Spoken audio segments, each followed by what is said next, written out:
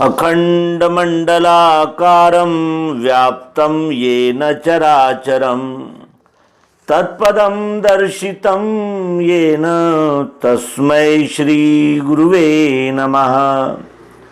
अज्ञानान्धस्य लोकस्य ज्ञानाञ्जनशलाकया चक्षुरुन्मीलितं येन तस्मै श्री गुरुवे नमः। अध्यात्म विश्व विज्ञान यूट्यूब चैनल पर उपस्थित अपने सभी प्रिय मित्र, आचार्य और हमारे टीम के सभी सदस्य, व्यूवर्स, शेयरकर्ता, सब्सक्राइबर्स सभी का हार्दिक स्वागत और समादर करते हैं। अध्यात्म विश्व विज्ञान यूट्यूब चैनल सदैव इस प्रयास में लगा हुआ है कि स्वाध्याय हो और मनुष्य के जीवन में क्रांति हो। केवल एक पशु तुल्य जीवन जीकर इस नरदेह का संपूर्ण लाभ नहीं हो सकता और अन्य प्राणी और ये मनुष्य, इसमें इतना ही अंतर नहीं है कि जिस तरह वो आहार, निद्रा, भय और मैथुन इन स्वाभाविक कर्मों में ही अपना जीवन गुजार दे और अंत समय इस बात की टीस लेकर इस विश्व से जाए कि परमात्मा ने दया करके इस विश्व का सर्वोत्कृष्ट सर्वोत्तम प्राणी बनाकर हमें भेजा था और साथ ही ये अवसर भी दिया था कि हम भारत में हमारा जन्म हुआ और इतनी प्राचीन परंपराओं से हमें अनुभव लेने के लिए मौका मिला। यहाँ उपनिषद और वेद आदि महान ग्रंथों का सामीप्य हमें प्राप्त था, लेकिन हम इस यानी वरदान से वंचित रह गए और अंत में अन्य जीवों की तरह ही भोग भोगते हुए यहाँ से विदा हो गए। यह भारत महान है ऐसा जब हम कहते हैं तो उसका मूल कारण ही यह है कि इस देश की हजारों वर्ष की परंपराओं ने कभी इस ओर ध्यान नहीं दिया कि मनुष्य अधिक से अधिक कैसे धन बटोरे, कैसे अन्य लोगों पर राज करे, किस प्रकार अपनी बात को अन्य लोगों पर थोपें और किस तरह वो अपने स्वार्थ के लिए अधिक से अधिक प्रवण हो। लेकिन ये अवश्य ही सोचा कि हम कौन हैं, ये जीव किस तरह उदित होते हैं, इस जीव का इस विश्व के साथ क्या संबंध है और ये विश्व का अंतिम साध्य, अंतिम ध्येय इस जीव का क्या है। इस विषय का अनुसंधान करने वाला एकमात्र ऐसा देश है जहां केवल इसी बात का अनुसंधान करने में हमारे पूर्ववर्ती मनुष्यों ने अपने जीवन को लगा दिया कि हम कौन हैं, किस लिए आए हैं, ये क्या है और इसका हमारे से क्या संबंध है। और यदि हम मनुष्य शरीर प्राप्त करके भी मैं कौन हूँ इस प्रश्न का उत्तर खोजने में असफल रहे या हमने यूं ही ये जीवन गंवा दिया तो फिर हम जैसा दुर्भागी इस विश्व में कौन हो सकता है। इसलिए स्वाध्याय करते हुए अपने जीवन को व्यतीत करना और इस परम पावन परंपरा से ये परम लाभ उठाते हुए इस जीवन का सार्थक करना, यही हमारे लिए उचित है। और ये एक होश हमें आया है, ये विश्वरूप परमात्मा की परम कृपा जानकर हम सतत विभिन्न ज्ञान और जिसे कहते हैं कि वैश्विक अनुसंधान के मार्ग से जाते हुए अपने आप का चिरंतन सत्य जानने का जो लक्ष्य है उसे प्राप्त करें। और उसके लिए सतत स्वाध्याय करने की प्रेरणा हमारे संत महात्मा हमें सतत देते हैं। वो कहते हैं कि 4 गजा चरगजी मंगाई, चढ़ा काठ की घोड़ी। अरे ये सारा वैभव, ये सारे ठाठ, ये पद प्रतिष्ठा, ऐश्वर्य, भोग, ये सब यहीं रह जाएंगे।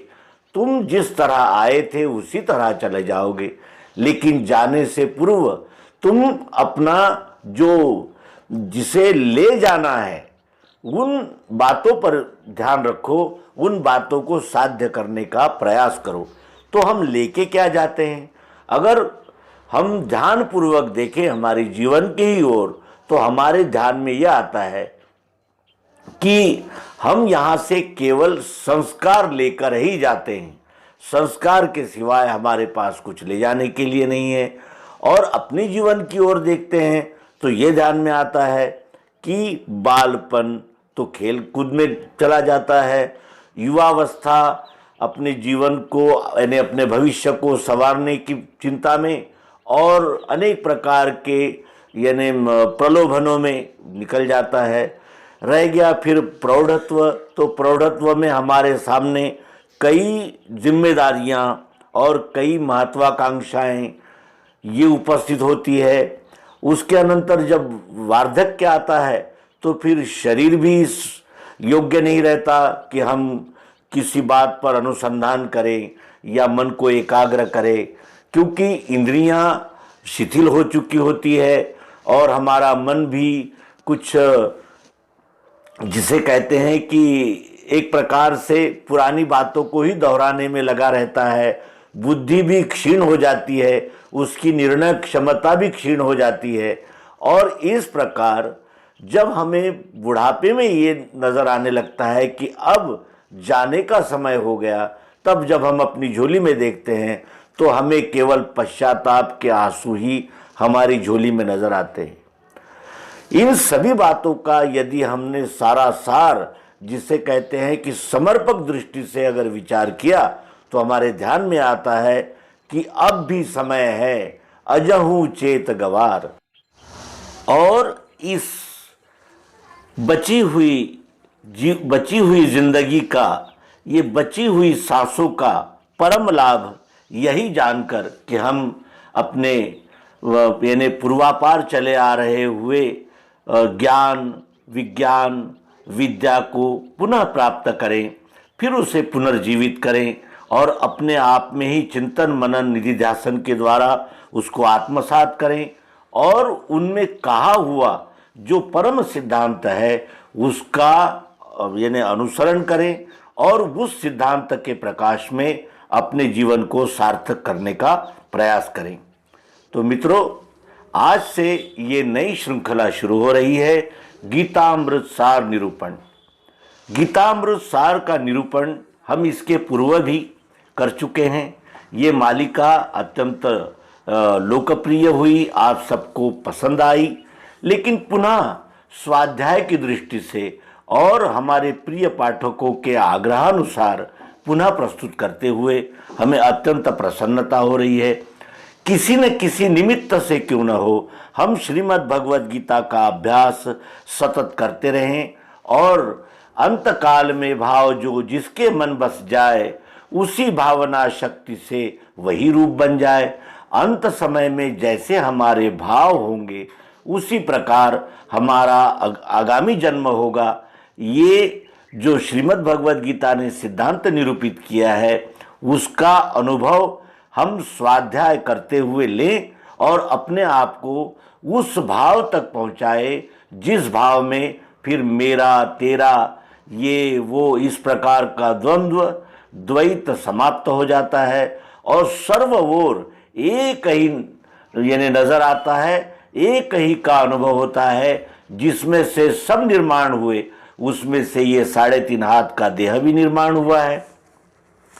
और इस विश्वरूप परमात्मा को और इसकी उत्पत्ति स्थिति लय की इस लीला को जानकर हम भी इस विश्वरूप परमात्मा में लय को प्राप्त करें, ताकि हमारा व्यष्टि अहंकार पूरी तरह समूल समाप्त हो जाएं और हम विश्व को जानते ही विश्वरूप बन जाएं। आइए आरंभ करते हैं गीतामृत सार के प्रथम अध्याय को। प्रथम अध्याय इस प्रकार है। सुनहु संतो गीतामृत सार, अर्थ प्रेम से पिए उसे, नहीं जन्म मरण संसार। अंधन रूप पूछे संजय से, धर्म क्षेत्र के उभय दलों की वार्ता है कैसे। सुनत ही प्रश्न राजमुख से, बोला संजय यथार्थ वार्ता। सुन नृप दृढ़ मन से, पुत्र की तेरे इच्छा से। लगे फूंकने शंख श्रेष्ठ, नरवीर उभय दल से। देखी निज जनरण में भ्रम से, भग्न मनोरथ होकर अर्जुन कहे कृष्ण जी से। कुलनाशक गुरु दोष से, धर्म कर्म मिट जाए। जन निंदा अपकीर्ति चिर, रहे जगत में छाय। सोच यह मानी मैंने हार, वचन बोल यह अर्जुन ने। सब डाल दिए हथियार, हो संतो गीतामृत सार। अर्थ प्रेम से पिए उसे, नहीं जन्म मरण संसार।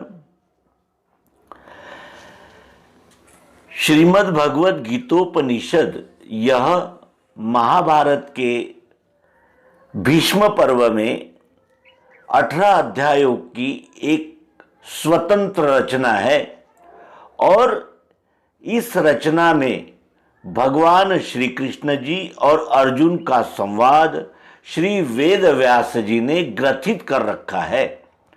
और ये 18 अध्याय ही नहीं है, इन 18 अध्यायों के माध्यम से ये 18 सोपान श्री व्यास जी की कृपा से हमें प्राप्त हुए हैं, जो हमें ज्ञान के सहित कर्म, भक्ति, उपासना और इस नर जन्म का परम कल्याण हमारे स्वाधीन करते हैं। श्रीमद् भगवद गीतोपनिषद के 18 अध्यायों में 700 श्लोक है और 700 श्लोकों का ये अत्यंत संक्षिप्त स्वरूप जो गीतामृत सार के रूप में हमें प्राप्त हुआ है, ये महिमा सद्गुरु भगवान श्री मायानंद जी चैतन्य इनकी है। श्रीमद् भगवद गीतोपनिषद का भाषांतर उन्होंने सरल हिंदी और मराठी में प्रस्तुत किया है, लेकिन सदैव हमारे मुख में श्रीमद् भगवद गीता का जो संदेश है वो प्रवाहित होना चाहिए और अत्यंत यानी जिसे कहते हैं कि संक्षिप्त रूप से यदि श्रीमद् भगवद गीता का सिद्धांत हमें उपलब्ध हुआ तो वो स्वाध्याय के लिए अत्यंत उपयोगी सिद्ध होगा। ये ध्यान में रखकर सद्गुरु भगवान ने कृपा करके ये श्रीमद् भगवद गीता का संक्षिप्त स्वरूप गीतामृत सार हमारे स्वाधीन किया है। प्रथम अध्याय में श्री सद्गुरु भगवान हमें चेताते हुए, जागृत करते हुए कहते हैं कि सुनहु संतो गीता अमृत सार, अर्थ प्रेम से पिए उसे, नहीं जन्म मरण संसार। सद्गुरु भगवान कहते हैं कि हे संतो सुनिए, ये गीता अमृत सार अर्थ प्रेम से प्राशन कीजिए। ये केवल शब्द नहीं है, इन शब्दों का अर्थ और वो लक्ष्यार्थ के रूप में एक जैसे कहा जाता है कि जैसे हम पानी पानी पानी कहते रहेंगे तो हमारी प्यास नहीं बुझेगी। पानी इस शब्द का अर्थ पानी नाम का पदार्थ है। उसी प्रकार ये केवल शब्द नहीं है, इसके लक्ष्यार्थ को अर्थ सहित अर्थ के प्रेम के सहित प्राशन कीजिए।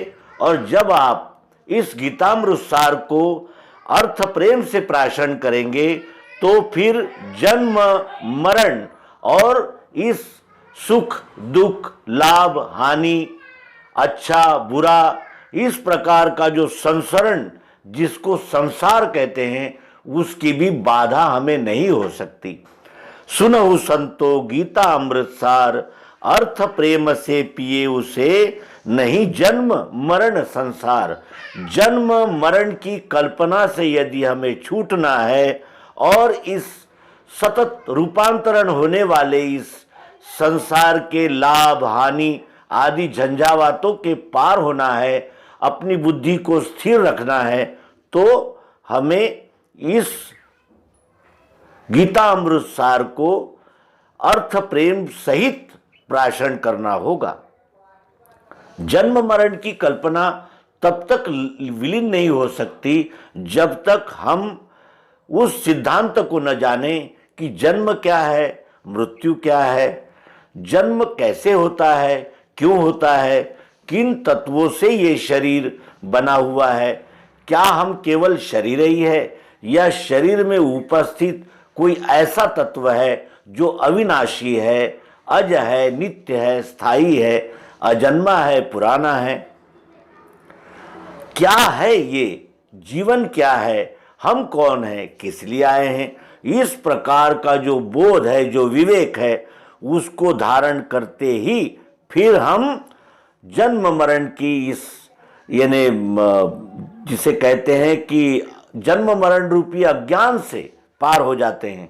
तब हमारे ध्यान में आता है कि उत्पत्ति स्थिति लय ये अखंड चलने वाला चक्र है, यहाँ कुछ नया निर्मित नहीं होता और जब यहाँ कुछ नया बनता ही नहीं तो उसका नाश भी नहीं होता, यहाँ केवल रूपांतरण ही होता है। इस प्रकार जानकर हमारा जन्म मरण का जो डर है, जो भीति है, जो भय है, वो समाप्त हो जाता है। अंधन रूप पूछे संजय से, अंधा राजा धृतराष्ट्र संजय से पूछता है कि धर्म क्षेत्र के उभय दलों की वार्ता है कैसे।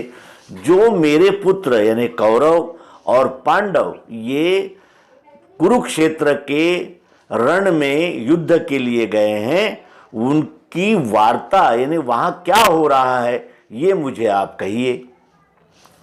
संजय कौरव पक्ष का रणवृत्तवाहक था, उसकी ओर यही यानी कर्तव्य दिया गया था कि वो युद्ध भूमि से आए और राजा धृतराष्ट्र को युद्ध भूमि पर होने वाले कार्यकलापों की जानकारी दें। अब कुछ लोग इसी बात को चमत्कारिक पद्धति से कहते हैं कि वो संजय धृतराष्ट्र के सामने बैठकर युद्ध भूमि का वृत्तांत ऐसे सुनाता था जैसे हम अभी हजारों दूर कोई घटना होती है उसका चित्र अपने मोबाइल पर देखते हैं। लेकिन ऐसा नहीं था, क्योंकि इसके प्रमाण महाभारत में है। महाभारत में विभिन्न स्थानों पर यह उल्लेख आया है कि संजय एक योद्धा भी था और वो उस युद्ध में सहभागी भी होता था। इसके अनेक स्थान पर उल्लेख मिलते हैं और वो एक सेनापति के देहावसान के बाद हस्तिनापुर आकर धृतराष्ट्र को युद्ध भूमि पर हुई घटना का वृत्तांत सुनाते थे। और इसलिए धर्म क्षेत्र के उभय दलों की वार्ता है कैसे। धर्म क्षेत्र में अर्थात निर्णय के लिए, न्याय के लिए जो वहाँ युद्ध स्थल पर उपस्थित हुए हैं, जो दोनों दल हैं, उनमें क्या हो रहा है, किस प्रकार के कार्यकलाप हो रहे हैं, ये मुझे बताइए, ऐसा धृतराष्ट्र संजय से पूछ रहे हैं। सुनत ही प्रश्न राजमुख से, ये प्रश्न राजा धृतराष्ट्र के मुख से सुनकर बोला संजय यथार्थ वार्ता सुनन रूप दृढ़ मन से। संजय बोला कि मैं आपको यथार्थ वार्ता सुनाता हूँ, हे राजा आप मन को मजबूत करके सुनिए, क्योंकि युद्ध भूमि पर केवल हमारी ही विजय की बात नहीं हो सकती या हमारी ही पराजय की बात नहीं हो सकती। इस प्रकार के अनेक प्रसंग इस युद्ध में आ रहे हैं। इसलिए आप अपने हृदय को मजबूत कीजिए, अपने मन को दृढ़ करके सुनिए। पुत्र की तेरे इच्छा से, तुम्हारे पुत्रों ने जो इच्छा की थी, युद्ध की इच्छा, ये धृतराष्ट्र के पुत्र दुर्योधन, दुशासन आदि इन लोगों की थी। और इन लोगों की इच्छा से जो वहाँ युद्ध प्रसंग उपस्थित हुआ है, वहाँ लगे फूकने शंख श्रेष्ठ नरवीर उभय दल से। वहाँ उपस्थित नरवीर जो योद्धा है वो अपने अपने शंख बजाने लगे हैं और युद्ध के लिए गए हुए उन योद्धाओं ने वहाँ शंखनाद किया, जिसका प्रचंड ध्वनि छा गया है वहाँ। और इस प्रकार अपने यानी युद्ध स्थल पर कौन से योद्धा है ये जानने के लिए अर्जुन ने अपने रथ को दोनों सेना के मध्य में ले जाने के लिए श्री कृष्ण जी से कहा। और वहाँ उसने जो देखा वो यानी कल्पना से विपरीत ही था। देखी निज जन रण में भ्रम से, मेरे लोग, मेरे रिश्तेदार, मेरे भाई, मेरे साले, मामे, काका, आचार्य, गुरु आदि, ये यहाँ युद्ध करने के लिए आए हुए हैं। इस प्रकार मेरेपन का भ्रम लेकर वो जब देखा उसने कि कौन कौन युद्ध के लिए आए हैं, तब भग्न मनोरथ होकर अर्जुन कहे कृष्ण जी से। तब वो उसके जो मनोरथ थे, जो उसने कल्पना भी नहीं की थी, इस प्रकार का मोह उसको निर्माण हुआ और वो भग्न मनोरथ हुआ। अर्जुन कृष्ण जी से कहने लगा, क्या कहा? कुलनाशक गुरु दोष से धर्म कर्म मिट जाए, जन निंदा अपकीर्ति चिर रहे जगत में छाए। कुलनाशक, कुल का नाश हो ऐसा, गुरु दोष से, यानी ये जो मेरे समक्ष मेरे गुरुजन, मेरे आचार्य, पितामह जो मेरे से युद्ध करने के लिए उपस्थित हुए हैं, तो इनको मारने पर मुझे दोष लगेगा, गुरु के वध का दोष, और धर्म कर्म मिट जाए। इस प्रकार का आतताई कर्म करने से कुलनाशक गुरु दोष का मैं भागी बन जाऊंगा, धर्म कर्म सब मिट जाएंगे। जन निंदा, जन में यानी लोगों में निंदा का पात्र हो जाऊंगा और मेरी अनादिकाल तक अपकीर्ति इस जगत में रह जाएगी। इस प्रकार वो विचार करने लगा। कुलनाशक गुरु दोष से धर्म कर्म मिट जाए, जन निंदा अपकीर्ति चिर रहे जगत में छाए। और ये सोचकर, सोच यह मानी मैंने हार, ये सोचकर मैं हार मानता हूं, ऐसा कहकर सोच यह मानी मैंने हार, वचन बोल यह अर्जुन ने सब डाल दिए हथियार। इस प्रकार वो युद्ध से पूर्व ही हार मानकर रथ के पिछले भाग में बैठ गया और रोने लगा, क्योंकि उस पर मोह आवृत्त हो गया था। अब तक अर्जुन ने बहुत युद्ध किए थे, लेकिन कभी भी वो इस प्रकार का हतबल नहीं हुआ था।